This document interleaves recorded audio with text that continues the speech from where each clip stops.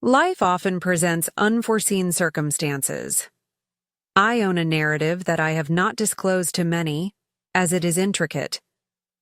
Have you ever experienced the sensation of traversing a precarious boundary between right and wrong, not out of desire but due to life's circumstances? That was my sentiment on that particular day, as if the universe possessed a perverse sense of humor, and I was the subject of its jest. It all commenced on an unremarkable Saturday afternoon. I was engaged in nothing extraordinary. During a leisurely weekend, I engaged in some household chores, accompanied only by the soft hum of the dryer. While sorting through my closet to determine items for donation, I discovered an old miniskirt. Although I no longer wear such garments, I believed I had outgrown that phase. However, as I held the skirt, memories surged forth. It was a vestige of my youth, a time when confidence was innate and life revolved around enjoyment and liberation. On a whim, I decided to try it on and slipped into it. I had low expectations, but when gazing into the mirror, I couldn't suppress a giggle at how the garment clung to me more snugly than I recalled, accentuating both undesirable and, perhaps, desirable areas. I was only experimenting to check whether it fit when I heard a tap at the door. Who could it be? I muttered to myself. My hair was disheveled. I was not attired to make an impression, nor was I anticipating anyone's arrival when I answered the door. There stood my nephew. Jason was no longer a child. He had matured. At 22, he was entirely robust. With broad shoulders and an air of confidence, he was the type of individual who could enter a room and captivate attention. He had a bag of tools, displaying the casual smile he consistently wore. "Auntie, you called regarding the leaky faucet?" I recalled that I had completely forgotten to ask him to come by and repair the sink in the guest bathroom. Although I felt somewhat ashamed about my attire, I chose not to emphasize it, and instead laughed it off. "Indeed, please enter. The bathroom is located down the hall." He walked past me, and I observed him momentarily hesitate, his gaze flickering toward me before swiftly averting. Perhaps it was merely my imagination, yet there was an unusual atmosphere. Jason commenced his work on the sink while I returned to my closet, but throughout I sensed an odd tension, neither negative nor anticipated. Are you familiar with the sensation when someone's gaze lingers excessively despite their attempts at subtlety? I initially dismissed it as just overthinking, considering he is my nephew. However, as I passed the bathroom to retrieve something from the kitchen, Jason abruptly blurted out, "Hey, Auntie, may you please come here briefly? I believe I require assistance." The subsequent events exacerbated my confusion. Upon entering the bathroom, I found Jason crouched with his sleeves rolled up, exposing his robust, tanned arms. He held a wrench in one hand and gestured towards the faucet with the other.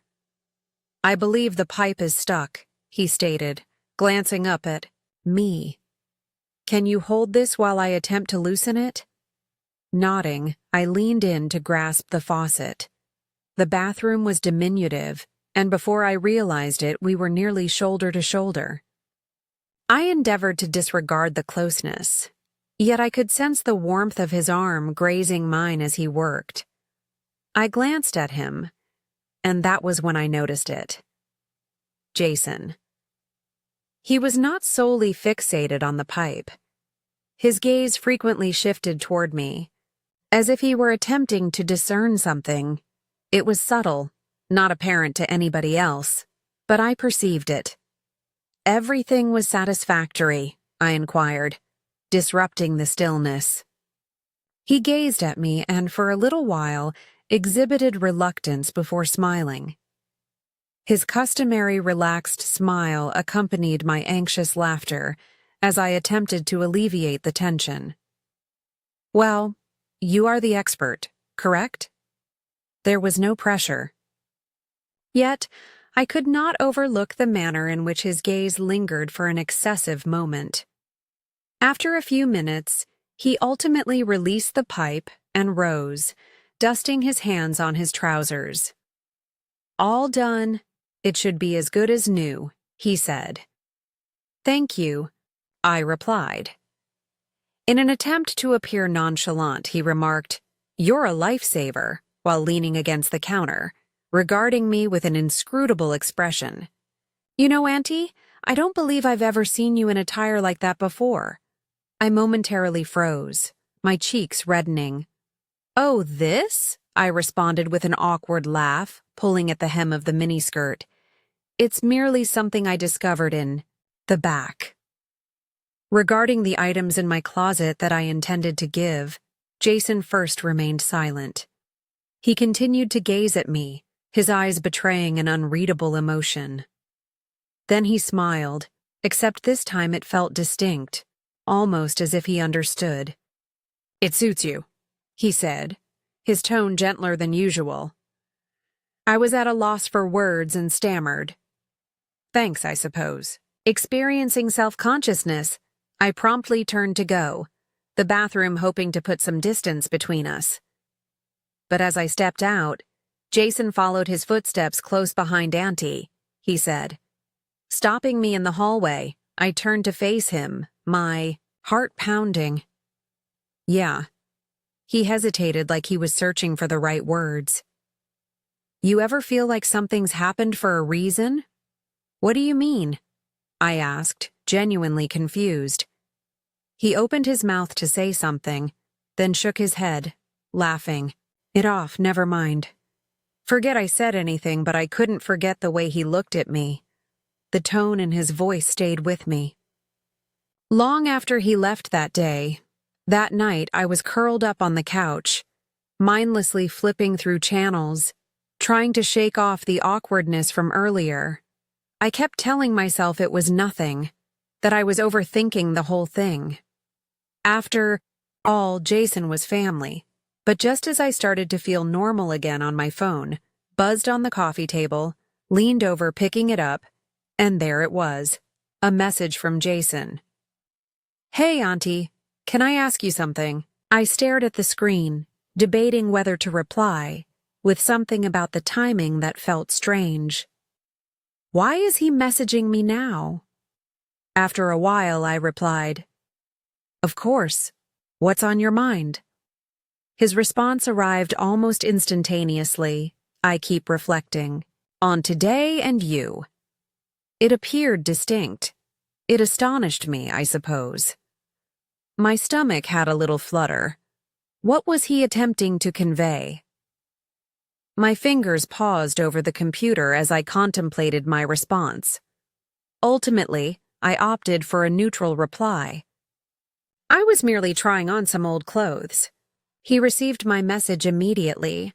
I observed the small typing indicator appear, although it took him a moment to respond. When his message eventually arrived, it surprised me. "You seemed very well." I am sincere in my statement. I stared at the screen in disbelief. My pulse raced. Was this really a benign remark? Or was there a deeper implication? I was uncertain how to feel, much less how to answer. After what seemed like an eternity, I texted back, "Thanks, Jason. Your compliment is appreciated."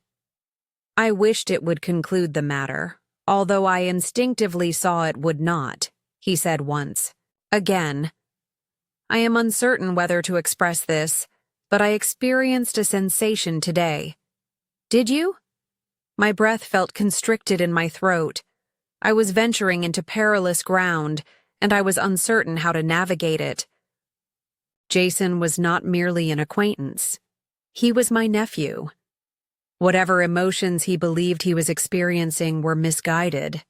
However, rather than dismissing him outright, I found myself hesitating, perhaps out of curiosity or a desire to avoid causing him distress. Consequently, I did not respond immediately, and the typing bubble reappeared. I retracted my previous statement to avoid awkwardness, exhaling shakily, feeling both relieved and disconcerted. I reassured myself it was all a misunderstanding, believing he would move on and that normalcy would be restored.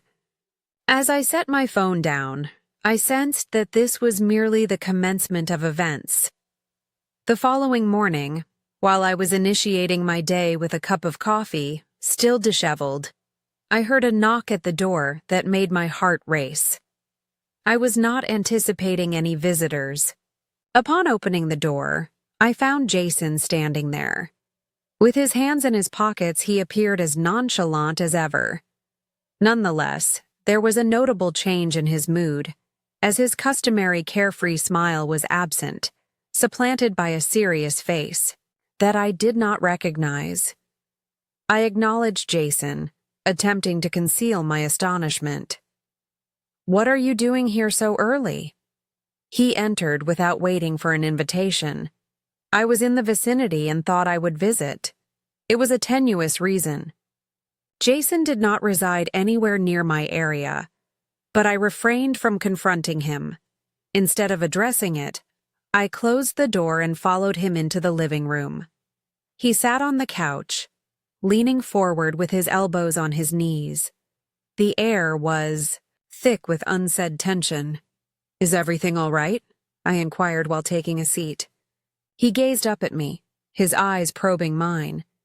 "And regarding last night, I did not intend to cause you discomfort." I exhaled a slight breath of relief, pleased that he was acknowledging the matter.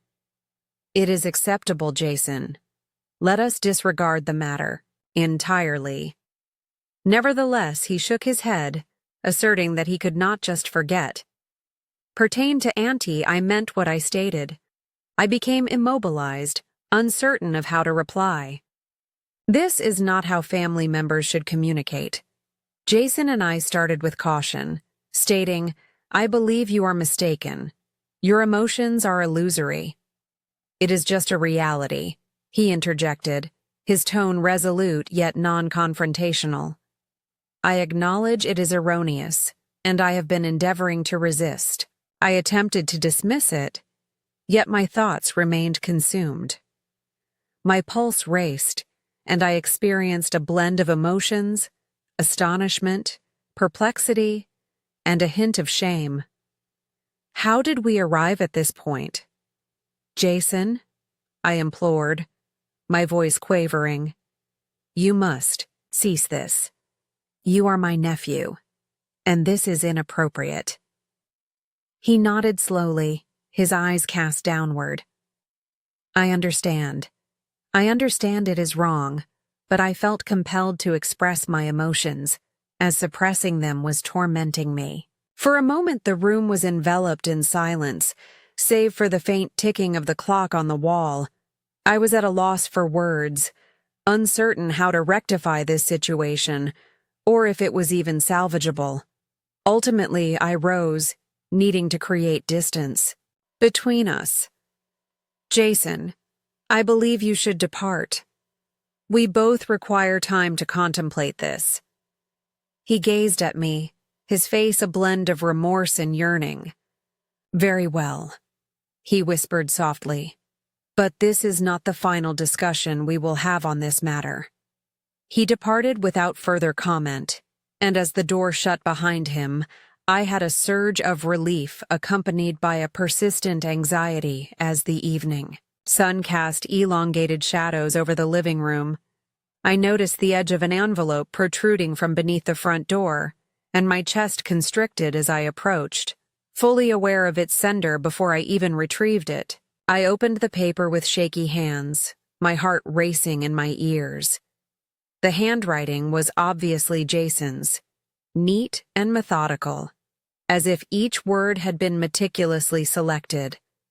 The message stated, "Auntie, I know you requested my departure, and I respect that, but I cannot feign that these feelings do not exist. I am not requesting anything. I only need you to understand that if wish for me to distance myself, I would comply without hesitation. Conversely, if there exists even a modicum of reciprocal sentiment, kindly inform me, as I will be awaiting your response. I rose there, gazing at the words, uncertain whether to feel anger, flattery, or fear. A multitude of ideas raced through my mind. Is he serious?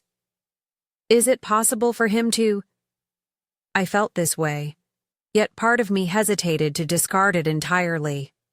I folded the paper and concealed it in a drawer, out of sight, but not out of mind. I convinced myself that I would not react, and that ignoring him was the optimal course of action. But deep inside, I saw that this was not concluded. Later that night, as I attempted to sleep, my phone vibrated once again. Jason was the individual. Jason, I understand I previously stated I would not disturb you, but I want confirmation of whether you received my message. I gazed at the message, contemplating a response. Ultimately, I replied, "Yes, I received it. But Jason, this must cease." His answer was quite instantaneous. "It is detrimental to both of us. I will cease if you desire. Please inform me candidly. Harbor any feeling for me, even a little." My fingers poised over the keyboard, admitting anything would exacerbate the situation, and denying it felt disingenuous. Consequently, I responded, "Jason, you're my nephew. That's all I can say." It was not the response he desired, but it was the only one I could provide. The following morning, I arrived at work, eager to divert my attention from recent events. My job served as my sanctuary, a realm where I could concentrate on tasks and leave personal issues behind. However, as I sat at my desk sorting through emails, I experienced an unsettling sensation, as if someone were observing me. I looked up and froze. Jason stood just outside the office window, his hands buried deep in his pockets, appearing both conflicted and resolute. What was he doing? I murmured under my breath, feeling my chest constrict. I promptly excused myself and stepped outside before he could enter and exacerbate the situation. "Jason, what are you doing here?" I inquired, attempting to maintain a composed tone. "I needed to see you," he said with a quiet yet earnest tone. "You did not respond to my inquiry last night, Jason. I have previously conveyed that this situation is unhealthy. We cannot continue this dialogue, yet you did not refute it," he remarked, approaching closer. "You did not mention you." I felt nothing as I stepped back, my hands clutching the strap of my bag. "This isn't about emotions, Jason. It's about morality. Whatever you perceive this to be, it is incorrect." He sighed, raking his hand through his hair. "I recognize its wrongness. I've reminded myself countless times, yet I cannot govern my feelings." His words lingered, dense and disquieting. I was at a loss for a response, so I began to depart. "Wait!" he called out. He grasped my arm softly yet firmly, causing me to freeze as I glanced down at his hand before meeting his gaze. There was an unrefined vulnerability in his face that made it difficult to just walk away. "I am not attempting to ruin your life or complicate matters for you," he stated. "I want clarification on the possibility. If none exists, I shall withdraw." His declaration, "You'll never have to see me again," struck me with the force of a physical blow. The prospect of his severing all connections caused my heart to throb. Yet I saw that perpetuating this situation would only result in further anguish for both Jason and myself, said I, my voice quivering. "Your family." "This is all that it can ever be," he affirmed with a nod. Gradually, his shoulders drooped as he stepped back, saying, All right, I comprehend. I will refrain from interfering while I observe. As he walked away, I experienced an unusual blend of relief and sorrow, believing that it marked the conclusion and that we could finally progress. However, later that evening, I received a call that disrupted everything. Jason had been involved in an accident. Upon my arrival at the hospital, his words to me altered everything. The call had come late. In the evening, as I was preparing to retire for the night, my phone vibrated persistently on the coffee table when I observed Jason's name illuminate on the screen. My stomach sank, but it was not Jason on the line. It was a woman's voice from Mercy General, stating, "Your nephew has been in an accident. He is requesting your presence." Panic surged within me, and without inquiring further, I seized my keys and hurried out the door. Upon arriving at the hospital, my heart raced. I entered the ER through the swinging doors, surveying the room until I spotted him. Jason lay on a bed, a minor laceration on his forehead and his arm in a sling. He looked up as I approached, his face pale yet his eyes retaining their familiar intensity. "What happened?" I inquired, my voice tinged with concern. He offered a faint smile. "It is really a little collision, Jason," I said with irritation. "You caused me much concern." He chuckled gently, then grimaced. Clutching his side, he said, "I apologize. I was uncertain whom else to contact." I exhaled audibly, positioning a chair near his bed. I stated, "I am present now." "Are you well?" "Indeed." He nodded, his demeanor softening. "Yes, but there is something I must convey to you, Jason." "Now is not the time," he said, his voice calm despite the vulnerability in his eyes. "I did not contact you just due to the accident. I reached out because I came to a realization. I was perplexed, uncertain of the direction this was taking. What are you?" While discussing the matter, he gazed at his hands, his fingers nervously manipulating the edge of the hospital blanket. As I contemplated the possibility of not surviving, my thoughts were consumed by my deep affection and the realization of my numerous mistakes, along with my desire to avoid losing you, Jason. I started to express this, but he raised a hand to interrupt. "To prevent my interruption, allow me to express this." He implored, "I acknowledge that I have transgressed boundaries, and I loathe myself for it, but this is not a mere fleeting sentiment for me. I have deeper affection for you than I have for anyone else, and I see its impropriety, yet I am unable to resist it." His words lingered in the atmosphere, weighty and unrefined. I was at a loss for words. A part of me wished to console him, assuring him that everything would be fine. Yet another part recognized that this was not a matter I could remedy with mere kind words. Before I could articulate my thoughts, a nurse entered the room, dispelling the tension. "Visiting hours are over," she stated with a courteous yet assertive smile.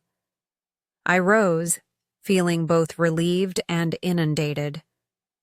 "Get some rest, Jason. We will discuss this later." He nodded, maintaining eye contact as I exited and drove home. I often revisited his statements in my thoughts. I believed I had made the correct decision by departing, although upon my return, I encountered an unsettling presence at the home that prompted me to reevaluate everything as I approached. The house exuded an unnerving silence as I navigated the driveway. I entered, removed my shoes, and observed an unfamiliar small package on the kitchen table, inscribed with my name in Jason's handwriting. I hesitated before opening it, my hands trembling slightly. Inside, I found a letter and a small photo album. The letter commenced with, "Auntie, I know you requested that I cease communication, but I must elucidate everything, even if this is our final conversation. Please read this and peruse the album. Thereafter, if you desire my absence from your life, I will honor your wishes." I fully unfolded the letter, my eyes scanning the text. From the moment I returned here, I sensed a change in our dynamic. Initially, I could not comprehend it. I initially perceived it as just adoration or respect. Nevertheless, it gradually became evident that it transcended those sentiments. I see how this may be interpreted, and I have endeavored to resist it. However, I am unable to do so. Transform my emotions. You have consistently supported me more than anybody else. You have witnessed my lowest moments and still show concern, which I do not take for granted. I hesitated, my pulse racing. The gravity of his words was nearly overwhelming, yet I continued reading. I put together this album to remind myself of everything I love about you, not in a way that crosses lines, but as a way to process my feelings. You'll find photos of us from family gatherings, moments where you were laughing or just being yourself. I'm sharing this with you because I don't want to keep secrets anymore. I'll respect whatever decision you make, but I couldn't let this go unsaid. I set the letter down and opened the album. The photos were familiar: family barbecues, holiday dinners, and random snapshots. I didn't even remember being taken. Each one was accompanied by a small note in Jason's handwriting pointing out details he appreciated, how happy I looked, at how kind I was to others, and how much he admired my strength. Tears welled up in my eyes. It was overwhelmingly touching and deeply unsettling. I closed the album and sat there for a long time trying to process everything. Jason wasn't just expressing infatuation. He was laying bare his heart in a way that felt impossible to ignore. But what could I do? I refrained from discouraging him, not only because it was morally objectionable, but also because it would jeopardize our family, but completely excluding him seemed as harsh. Considering the evident distress he was experiencing before I could determine my course of action. My phone buzzed again. Jason sent a message inquiring if I had received the package. He requested confirmation of its receipt and indicated that if I wished for him to leave, I should simply say so, and he would depart by tomorrow. I contemplated Jason's message for what seemed like an eternity, my emotions clashing with my rationality. In an uncontrollable struggle, he had placed the decision squarely in my hands, a choice that could irrevocably affect both our lives and our family. I responded, instructing Jason to visit the following day for a discussion the next morning. He arrived, punctually exhibiting both anxiety and optimism. I welcomed him inside, and we took seats together situated opposite one another in the living room. The atmosphere was laden with unexpressed sentiments. "Jason," I commenced, my tone resolute yet tender. "I have perused the letter and examined the album. I recognize the considerable thought and effort you invested, and I cannot deny its emotional impact on me. However, we must establish certain boundaries for both our well-being." He acknowledged my words with a nod, though his demeanor remained cautious. "I comprehend. I only required you to be informed. That is all I am aware of regarding my emotions," I stated, leaning forward. "I must convey that I love you as family. That is the extent of my feelings. Your emotions towards me stem from appreciation and thankfulness, which is okay, but we must not conflate those sentiments for an alternative. It would ultimately be detrimental to both of us." He gazed at his hands, his expression a blend of relief and melancholy. "I comprehend," he stated softly. "I do not wish to lose you, Auntie. I will endeavor to release this matter." I extended my hand and grasped his, applying a little pressure. "You will not lose me, Jason. but you need to take some time to figure out what's really going on in your heart. Maybe talk to someone who can help you sort through these feelings." He nodded again, and for the first time in days, I saw a flicker of peace in his eyes. We sat there for a while longer, talking about lighter things, his plans for the future, and how he wanted to focus on his career and hobbies. By the time he left, I felt like a weight had been lifted, even if things weren't completely back to normal. Jason kept he gave us both some space, focusing on himself and seeking help to work through his emotions over time. Our relationship returned to something closer to what it had been before, supportive, familial, and unclouded by confusion. It wasn't easy, but we both learned from the experience. I learned the importance of setting boundaries and addressing issues head-on, while Jason found clarity and a sense of self that didn't rely on anyone else looking back. I'm grateful we were able to navigate such a difficult situation without losing the bond that mattered most to family